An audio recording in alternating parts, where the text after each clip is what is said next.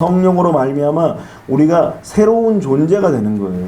그래서 이전 것은 지나갔으니 보라 새 것이 되었도다 라고 말씀하셨기 때문에 우리는 하나님의 성령으로 말미암아 새로운 존재, 새로운 사람이 되는 것입니다. 그래서 하나님께서 이 세상을 창조하실 때도 하나님 혼자 하신 것이 아니에요. 성부 하나님, 성자 예수님, 성령 하나님께서 함께 공동으로 역사하시고 일하셔서 이 세상을 만드시고 이 세상을 채우시고 창조하신 것입니다. 그 성령님은 오늘 이 시간에도 우리에게 찾아와서 우리를 바꿔주시고 변화시켜 주신다는 사실을 여러분들이 꼭 기억하고 성령으로 충만받기 위해서 늘 소망하고 소원하시기를 주님의 이름으로 축원합니다. 하나님의 성령으로 충만하면 우리가 하나님의 말씀을 받고 믿는 것도 쉬워요. 우리가 어린 아이들이 미분적분 얘기 들으면 알겠습니까? 물론 다 컸다고 해서 아는 것도 아니지만 어려운 수학 공식 역시 아무나 알 수 없듯이 하나님의 말씀도 아무나 쉽게 깨달을 수가 없는 것입니다. 아무리 이해를 시켜도 받아들이지 못하는 영적인 세계가 있는 거예요. 이것을 누가 알게 하시고 누가 통달하게 하시느냐? 성령이 통달하게 하시는 것입니다. 오늘 본문에 이스라엘 백성들이 애굽을 나와서 홍해가 가로막혀져 있는 거예요. 이 홍해 앞에 가로막혀져 있고 뒤에는 애국 군대가 쫓아오고 도대체 어디로 갈 길이 없어요. 만일 그들의 심령이 육신의 눈으로만 본다면 성경에 말씀하신 대로 우리가 돌아가자 이런 어둠의 무리들에 의하여서 그 힘에 의하여서 돌아갈 수밖에 없어요. 그래서 이전에 430년 동안 억압받고 눌림받고 노예로 살던 그 시간으로 다시 돌아가야 돼요. 이제 항복을 하고 다시 돌아갈 때에는 이전보다 더 최악의 상태로 지낼 수밖에 없는 것입니다. 그런데 하나님께서 이들에게 새로운 길을 열어주시는 거예요. 홍해의 길을 좌우의 벽이 되게 하시고 마른 땅처럼 걷게 하시는 것입니다. 그래서 하나님께서는 하나님의 백성들에게 아무리 어둡고 캄캄하고 앞이 가로막혀져 있는 것 같을지라도 하나님께서는 하나님의 백성들을 향하여서 길을 예비하시고 준비하신 거예요. 아브라함이 그렇게 고백했던 것처럼 하나님은 여호와 이레라고 하는 거예요.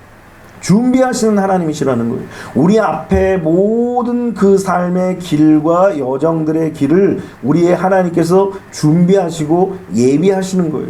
우리가 생각하지 못하는, 우리가 판단하지 못하는, 우리가 상상하지 못하는 그 놀라운 일들을 하나님께서 우리를 인도하여 주셔서 하나님이 친히 인도하시는 예비하시는 길이 있다는 사실을 우리가 이 홍해 사건을 통해서 알 수 있는 것입니다. 그렇기 때문에 우리는 예수님을 믿은 것으로 인하여서 다 끝났다 생각하면 안 돼요. 물론 영접하는 자, 곧 그 이름을 믿는 자들에게는 하나님의 자녀가 되는 권세, 즉 권리를 주신다라고 말씀하셨어요. 그러니까 예수님을 믿은 것으로 인하여서 우리는 권리를 다 찾은 거예요. 그런데 찾기는 찾아도 이것을 사용하기가 쉽지가 않은 거예요. 이것을 사용하기 위해서 우리는 끝없는 선한 믿음의 싸움을 싸워야 되는 거예요. 그래서 이 믿음의 선한 싸움을 싸워서 우리가 하나님의 자녀된 그 권리를 누리고 행사할 수 있어야 하는 것입니다. 우리는 믿음의 선한 싸움을 반드시 싸워야 되는 거예요. 그래서 우리 안에 확신을 갖고 우리 안에 결단하고 우리 안에 뜻을 정하여서 하나님이 기뻐하시는 그 믿음의 확신을 가지고 달려가야 하는 것입니다. 이스라엘 백성도 보십시오. 홍해가 딱 가로막혀 있으니까 하나님의 약속, 하나님이 지켜주신다는 그 은혜, 구름 기둥과 불 기둥 이거 안 보이는 거예요. 지금 눈앞에 지금 하나님께서 인도하시고 이끌어 주심에도 불구하고 안 보여요. 그리고는 뭐가 보입니까? 뒤에서 따라오는 애굽 군대만 보이는 거예요. 우리의 삶을 추격하는 문제와 시련과 역경만 계속 보이는 거예요. 그러니까 하나님의 약속도 안 들리고 하나님의 인도하심도 안 보이고 그저 들리고 보이는 것은 뭐예요? 걱정과 염려와 근심으로 인하여서 푸념하고 절망하고 과거로 돌아가려고 하는 그런 것밖에 보이지 않은 것입니다. 그러다 보니까 인간적인 선택을 자꾸 하는 거예요.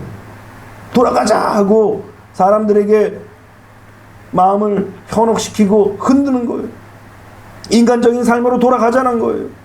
현실적인 삶을 살아갈 수 있는 그런 인간적인 삶을 살도록 돌아가자는 거예요.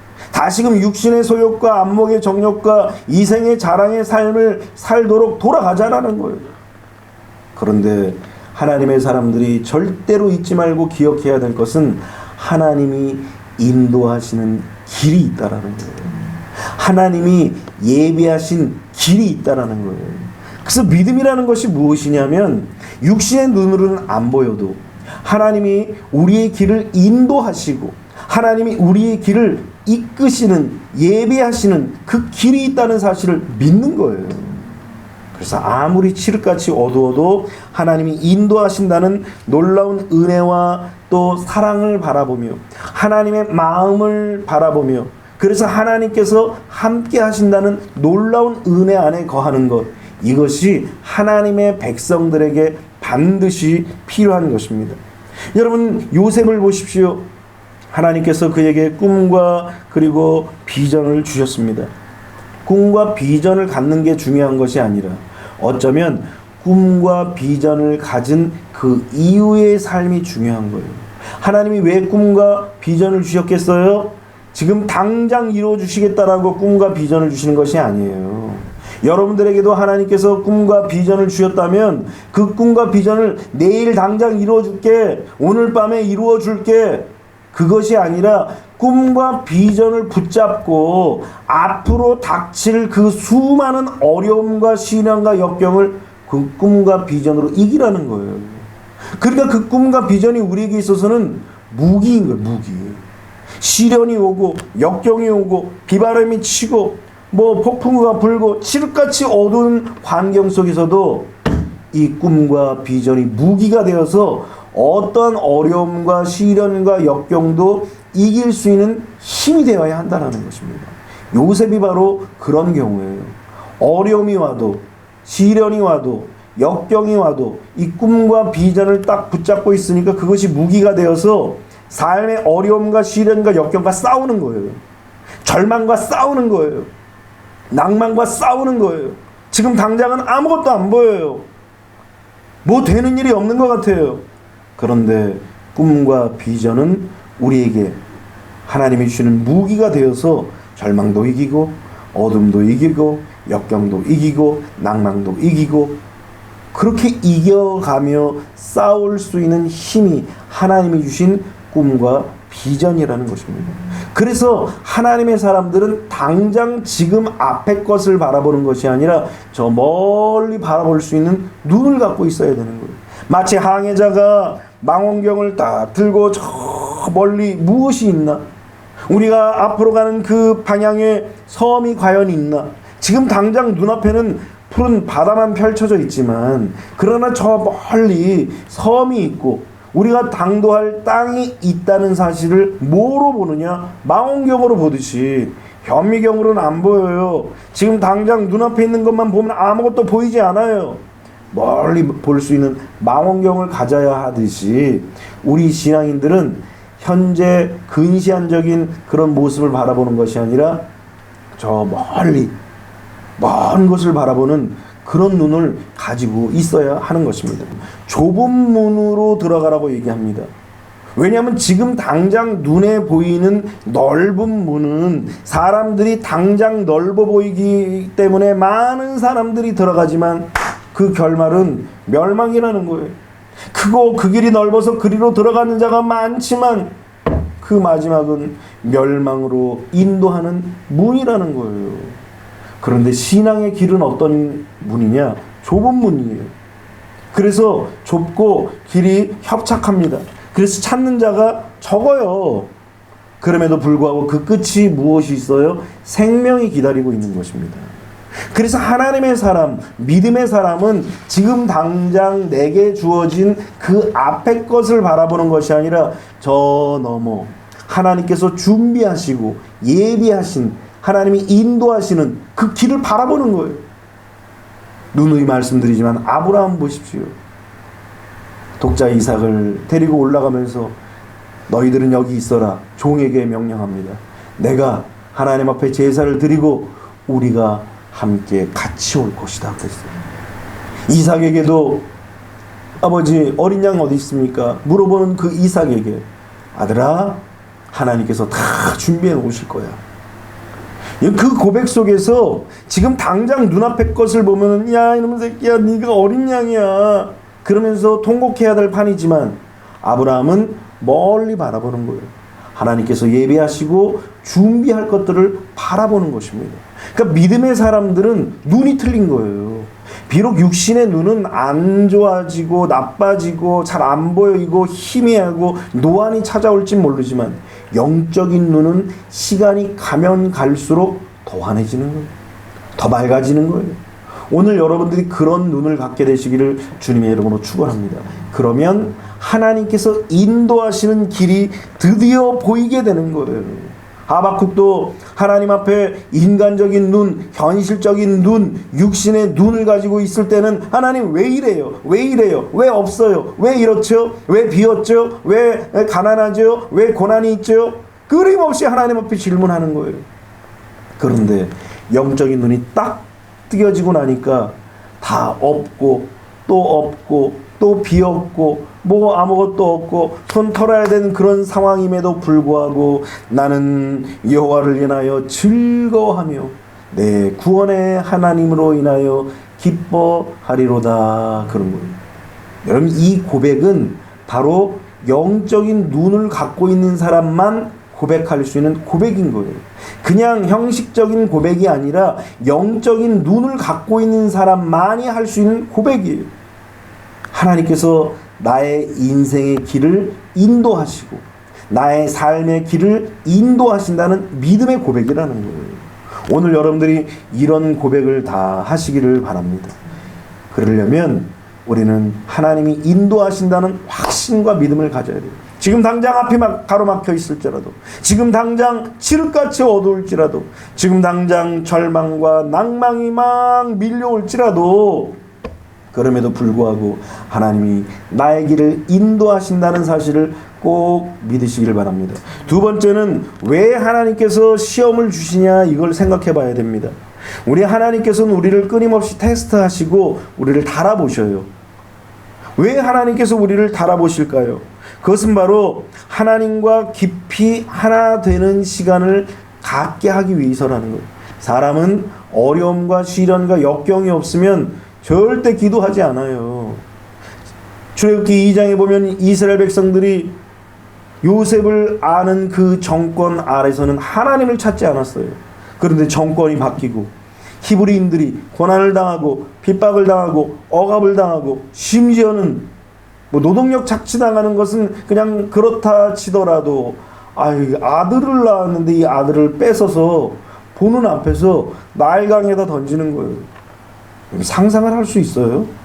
도저히 상상을 할 수가 없습니다.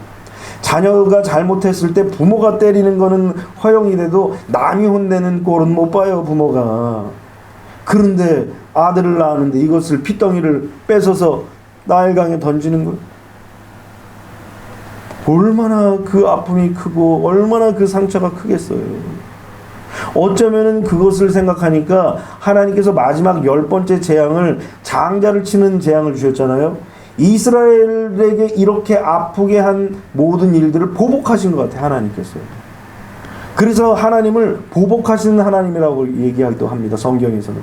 하나님의 백성들을 고통 주고 시련을 주고 아픔을 주고 역경을 주고 박해를 주는 그 대적자들을 하나님께서 복수해 주시는 거예요. 우리는 할 수 없지만, 우리는 그렇게 살 수 없지만, 그러나 하나님이 모든 것들을 다 갚아주시는 거예요. 이렇게 하나님 앞에 고통을 당하고 고초를 당하고 아픔을 당하니까 그때서야 하나님 앞에 부르짖는 거예요. 인간이 참 어찌 보면 교활합니다. 하나님의 백성임에도 불구하고 평상시에는 안 찾아요. 문제가 생기면 기도하고 어려움이 생기면 기도하고 고통이 찾아오면 막 급한 마음에 기도하는 거예요.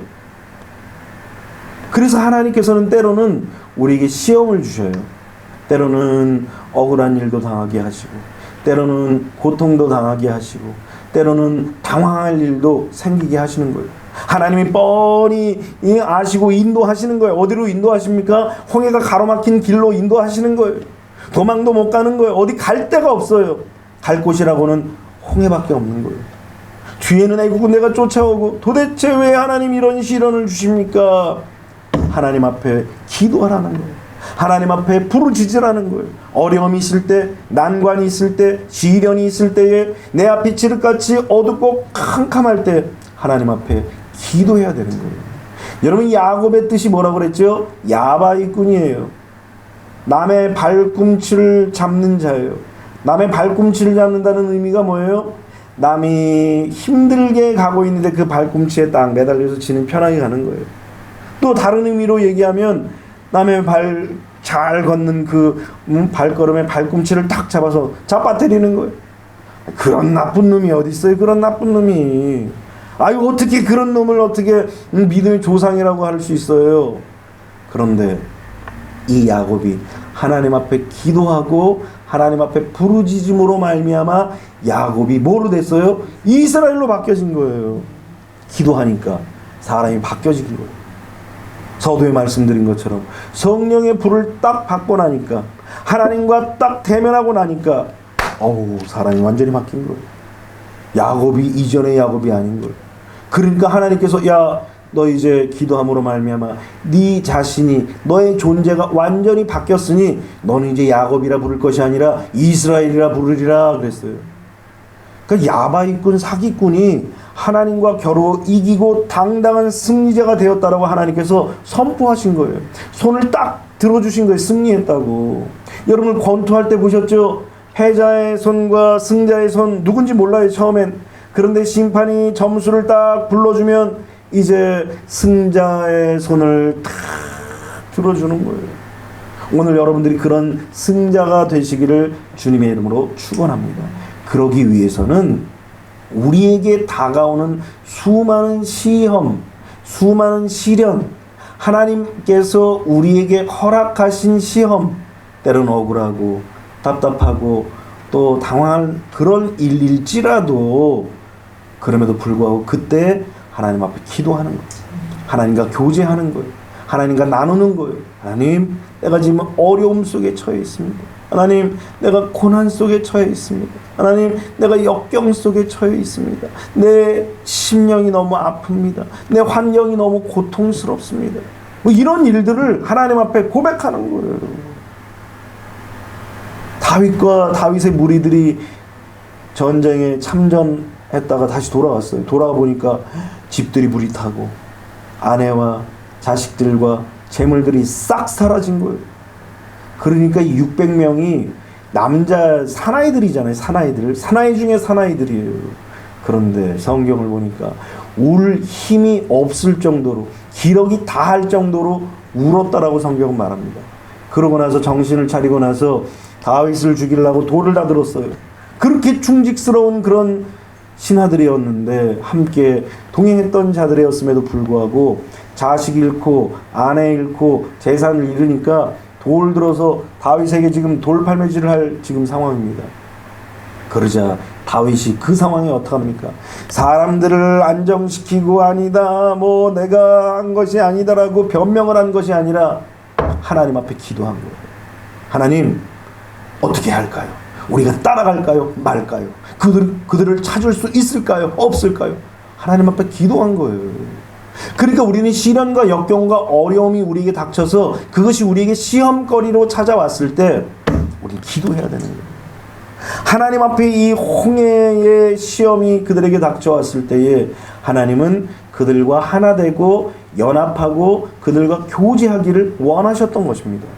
그래서 성경을 보면은 고린도전서 10장 2절에 보면 하나님께서 이 홍해를 지나가는 것을 세례라고 얘기합니다. 이 세례라는 의미가 무엇이냐면 예수님과 함께 죽었다가 예수님과 함께 다시 부활하는 것을 상징하는 거예요. 그러니까 예수님과 하나가 되는 거예요. 우리가 예수 그리스도와 하나가 되는 것, 그것이 진정한 신앙이라는 것입니다. 예수님과 하나 된 자들은 어떤 모습으로 그들의 신앙이 이제 세워지느냐? 성경을 보니까 시편 50편 15절에 환난 날에 나를 부르라 내가 너를 건지리니 내가 나를 영화롭게 하리라 그랬어요. 이 환난을 하나님이 주신 거구나라는 사실을 깨달아요. 하나님이 이미 계획하시고 하나님이 이미 예비하신 그런 환난을 우리에게 부어주시고 그 환난을 만나게 하시더니 그 환난 속에서 우리가 어떡하나 하나님이 지켜보시는 거예요. 그 환난 때문에 한탄하고 걱정하고 염려하고 근심하느냐? 아니면 이 환난 날에 하나님의 이름을 부르고 구원자이신 하나님을 찾느냐? 하나님이 이걸 보시는 거예요. 그것을 보시고 부르짖는 자들을 건져주신다는 거예요. 그런데 놀라운 사실은 그 건져주는 그 과정과 그 결과로 인하여서 하나님이 영화롭게 되고 영광을 받으신다는 거예요. 그러니까 우리는 환난이 왔을 때에 하나님의 의도를 알아야 돼요. 하나님의 의도를 알면 거기에 답이 있는 것입니다. 시편 27편 1절을 보니까 여호와는 나의 빛이요 나의 구원이시니 내가 누구를 두려워하리요 여호와는 내 생명의 능력이시니 내가 누구를 무서워하리요. 지금 신앙으로 무장되어 있고 하나님께서 무엇을 원하시는지를 이 다윗이 알았던 거예요. 하나님은 어떤 시험과 역경과 고난과 절망과 어두움이 다가와도 빛이시고 구원자이시고 생명의 능력이 되신다는 사실을 믿고 선포하는 자를 하나님이 기뻐하시는 것입니다. 비록 악인들이 내 살을 먹으려고 내게로 왔으나 내가 나의 대적 나의 원수들이 그들은 실족하여 넘어졌도다라고 고백하면서 시련과 역경과 어려움이 다가와도 앞에서 말씀처럼 여호와가 나의 빛이고 구원이시고 생명이시기 때문에 내가 두려워하지도 않고 무서워하지도 않는 그 믿음으로 무장된 자, 이런 자들을 하나님께서 사랑하시고 축복하신다는 사실을 여러분들이 꼭 기억하시기를 주님의 이름으로 축원합니다. 3절에 보니까 그런 고백을 합니다. 이 악인들이 진칠지라도 내 마음이 두렵지 아니하며 전쟁이 일어나 나를 치려할지라도 나는 여전히 태연하리로다 그랬어요.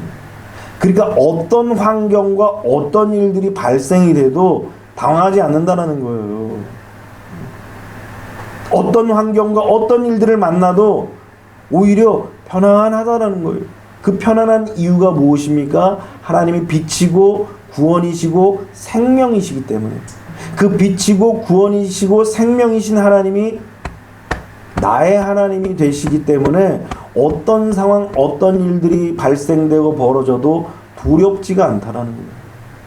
오늘 여러분들이 이 믿음을 갖게 되시기를 주님의 이름으로 축원합니다. 하나님은 하나님과 함께함으로 말미암아 시험과 시련을 이기기를 원하셔요. 내가 혼자 이길 수 있어요. 내가 혼자 감당할 수 있어요. 하나님은 그것도 원하지 않으셔요. 어렵고 고난이 오고 시련과 역경이 찾아왔을 때 음매 무서워, 음매 기죽어, 못 살겠어. 이것도 원치 않으셔요. 하나님은 내가 연약하지만 하나님 편에 꼭 붙들리고 하나님 안에 거하면서 주의 은혜 가운데에서 담대하게 승리하기를 원하시는 거예요. 그러니까 하나님은 함께하는 걸 원하셔요. 여러분들이 시련과 역경과 어려움이 있을 때에 아하, 이것이 하나님의 시험일 수 있구나. 이 시험이 왔을 때 내가 하나님과 함께 해야지. 내가 하나님과 동행해야지. 그래서 믿음의 고백을 드리고 믿음의 기도를 드리고 믿음으로 선포해야지.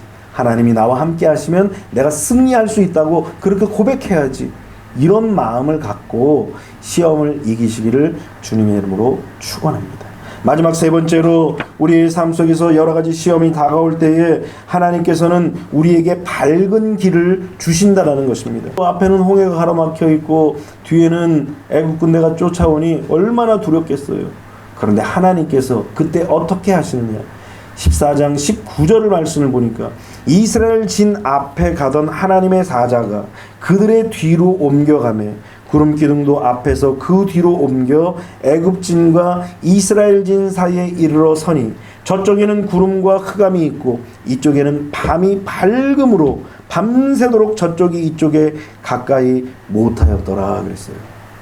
참 놀라운 사실 아닙니까? 지금 똑같은 시간 아니에요. 뭐 여기는 낮이고 여기는 밤이고 뭐 지구 반대편은 그럴 수 있지만 지금 여기 지척에 있는데 한쪽은 밤이고 한쪽은 낮이에요. 애국 군대가 쫓아오는 그곳은 칠흑같이 어두워가지고 앞을 바라볼 수 없는 그런 상황입니다. 그런데 그렇게 칠흑같이 어두운 상황에 하나님께서 이스라엘 백성들의 가는 길에는 빛을 환하게 밝혀주시는 거예요. 하나님의 백성들이 이런 믿음과 확신을 가져야 돼요. 하나님이 우리의 삶의 길을 이렇게 환하고 찬란하게 인도하시는 믿음과 확신을 가져야 됩니다. 아무리 우리의 가는 길이 칠흑같이 어둡고 아무리 우리의 가는 길이 극난할지라도 하나님께서 우리의 삶에 빛을 비춰주신다는 믿음을 갖게 되시기를 주님의 이름으로 축원합니다. 그 상징적인 것으로 구름 기둥과 불 기둥으로 이스라엘 백성들을 인도하시는 거예요. 그러면 이 시대의 구름 기둥과 불 기둥이 무엇입니까? 하나님의 말씀인 거예요. 하나님의 말씀이 세상 사람들에게는 비춰지지가 않아요. 그러니까 말씀을 읽으면은 까만 거는 글씨고 하얀 건 종이에 불과한 거예요. 아무리 들어도 이해가 안 되는 거예요. 믿어지지가 않는 거예요. 그런데 우리는 어때요? 하나님의 말씀이 빛으로 다가오는 거예요. 빛으로 다가오면서 깨달아져요. 알게 돼요. 뭐 머릿속에 막 쑤셔 넣어서가 아는 것이 아니라 그냥 알아지는 거예요. 그냥 느껴지는 거예요. 왜요? 하나님이 비춰주시는 거예요. 내가 불 때워서 비추는 것이 아니라 하나님이 환하게 비춰주시니까 그 빛을 우리의 힘으로가 아니라 하나님의 능력으로 그 빛을 보는 거예요. 하나님의 말씀이 마찬가지입니다. 우리가 알고 싶어서 우리가 공부를 해서가 아니라 하나님의 말씀을 통하여서 우리에게 비춰주시는 그 은혜를 통하여서 하나님의 말씀을 믿게 되고 받아들이게 되고 수용하게 되고 따라가게 되고 순종하게 되는 거예요. 오늘 이것이 바로 하나님의 백성들의 특권인 것입니다. 오늘 여러분들이 인생의 홍해 앞에 서 있을 때에 그때 하나님이 인도하신다는 사실을 기억하시고 또 이 홍해 앞에서 하나님은 우리를 감찰하고 보신다는 사실을 기억해야 돼요. 그것도 또 다른 하나의 하나님의 테스트라는 사실을 기억하고 하나님이 우리에게 밝은 빛을 비춰주신다는 확신과 믿음을 갖고 담대하게 주님 앞에 전진하고 기도하시는 거룩한 주의 백성들이 다 되시기를 주님의 이름으로 축원합니다.